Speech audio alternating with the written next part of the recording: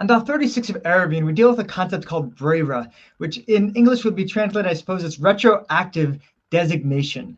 So what are we saying here? We're saying that when you create your Eruv, you create your different space where you can be allowed to go on Shabbat. You know, you put a bit of food in a certain place to give you the ability to kind of go a certain distance from that place. What if you don't know where you want to be going?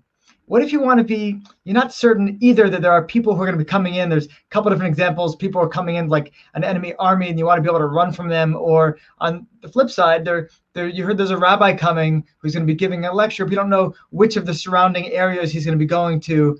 And so you want to be going either, you want to keep up the ability to go either a certain distance to the east or a certain distance to the west, either to run from somebody or to run to something.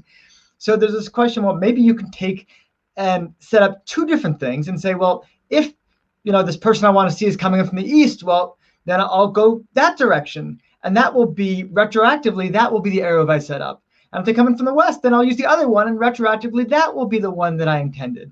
But there's a whole, but others say, no, sorry, Rabbi Yehuda in particular is like, I don't hold by this idea that you can retroactively designate anything. So it's a real debate whether designation has to be made at the time or whether you can look back afterwards and say, no, that's exactly what I intended. We're going to give a bizarre example of that in the next daf on daf 37.